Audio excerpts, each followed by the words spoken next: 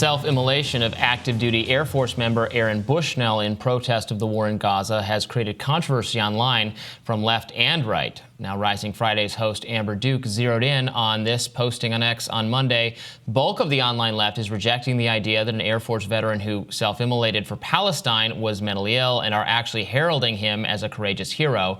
Literal death cult. Meanwhile, another user on X said their blood was boiling after MSNBC's Andrea Mitchell reported Bushnell was protesting the Israel-Hamas war and flashed the suicide hotline during the news segment, suggesting that Bushnell's protest could be chalked up to mental illness. An anonymous group of self-identified Biden-Harris staffers mourned the death of Bushnell, writing, "2 U.S. citizens have self-immolated over the U.S.-backed Israeli genocide in Gaza." The group urged President Biden to forcefully support a permanent ceasefire. Now, this isn't all left versus right on this issue. Commentator Candace Owens tweeted, "Rest in peace, Aaron Bushnell. Thank you for years of service to the United States of America. May your family find peace in this tragedy. Thank you to all the men and women that currently or have ever served this country. The burdens you carry are too often overlooked." Perhaps the most interesting response came from Hamas, writing in a statement celebrating Bushnell and condemning the Biden administration. Hamas wrote, quote, "We express our deepest condolences and our full solidarity with the family and friends of the American pilot Aaron Bushnell, whose name has been immortalized as a defender of human values and the oppression of the Palestinian people who are suffering because of the American administration and its unjust policies." And one other element of the controversy surrounding this in the last day or so is the media coverage itself. We touched on it with the Andrea Mitchell segment, but notably in the immediate aftermath of Aaron Bushnell's death, coverage of it managed to exclude the reason why he was protesting, the words he said as he live streamed walking up to lighting himself on fire. And the fact that it was done in protest of the war, the siege on Gaza, and that he was shouting "Free Palestine" until he could shout no more. The New York Times has framed it as a man set himself on fire outside the Israeli embassy in Washington, and the police said the man was taken to a hospital with life-threatening injuries.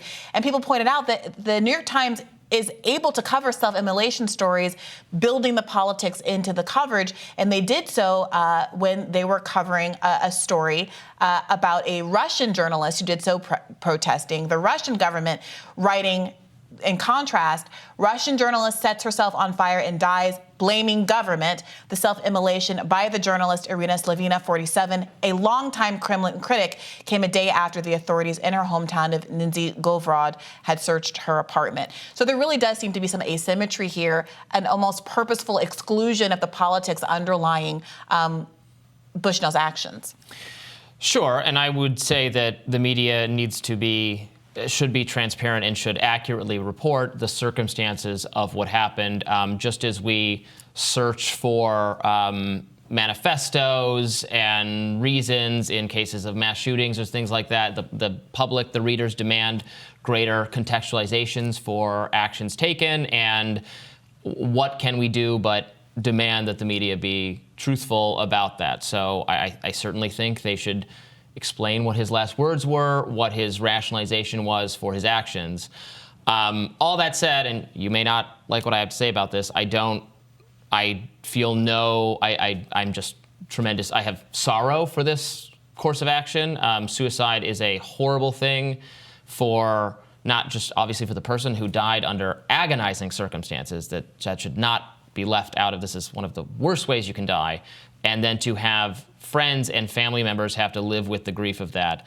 I'm not going to pass moral judgment on the action, but I find it horrible to contemplate and just very sad. And I would not use words like courageous or important. I wouldn't use negative words about it either. It's just a terrible thing to happen, not something to be encouraged whatsoever, in my view. Not a constructive form of protest, and one that is so harmful and so scarring for people, for family members, in the same way that suicide is under circumstances of mental illness. I'm not going to make the claim this is mental illness because I don't know anything about this person's circumstances, and their stated rationalizations were perfectly ideological and political, so I accept that that's the case, but I would not say good. I would not cheer for it. Well, it's demonstrably an effective form of protest because he live streamed it. Remember, there was another one of these that got completely erased from the media, so much so that we don't even know that person's name. It happened in December. But there was a segment that we're unable to play from mainstream cable liberal news that has been so avoidant of talking about the humanitarian crisis in this way, that has been more compassionate because of the framing around Aaron Bushnell than any that has happened so far.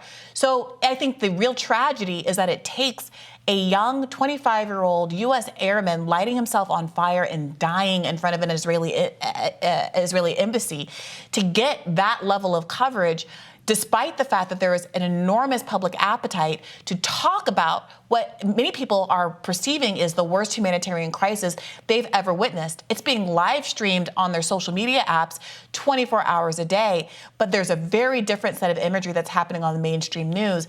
And but for an instance like this, certainly they would not have been talking about it, and even we are now being compelled to have this conversation.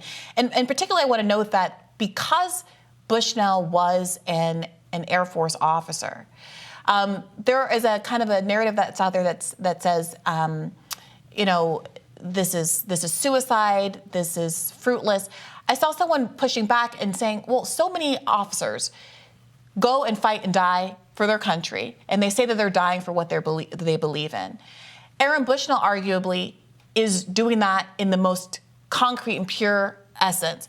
He's literally dying for what he believes in, which is not bombing Palestinian civilians, but bringing attention to the extent to which America is complicit in the deaths of 30,000 Palestinians, most of whom are women and children. Remember, as the Intercept reported back in January, but the Biden administration deployed an Air Force team to Israel to assist with targeting to Gaza. He was an Air Force member who potentially was reacting to his colleagues being sent to help implement this actual war. And instead of participating in that, instead of being complicit in that, he chose instead to give his life not to the task of killing others, but to try to stop it. And whatever judgment you make of that, it certainly is a kind of living one's ideals that I frankly don't think that you can wave away. I mean, then he could have burned his uniform. He could have declined to go. There are about 1,000 actions you can take that don't have the scarring, searing effect on your friends and family members of setting yourself on fire. So, that's my perspective. I appreciate yours. There's been some really interesting reporting about how Aaron Bushnell lived his life and his values. Apparently, he'd recently moved to Akron, Ohio, where he participated in public service, and the community members who served with him there described him as dependable and persistent in the mutual aid work he did in a city that was still new to him. That was at a food distribution center that he worked at. And just to close off, this was in the words of Caitlin Johnson, who a journalist who opined on the CNN segment about Aaron Bushnell, whose last words were read on CNN. She said, he did it.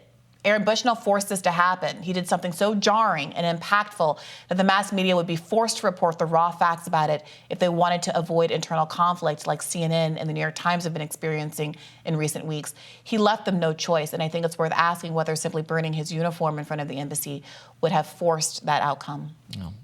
Ask his parents about that. Ask his friends. Ask the people he leaves behind. It's a horrible thing, and I did read her comments. I found them very reprehensible, but tell us what you think about this issue. We'll have more Rising right after this.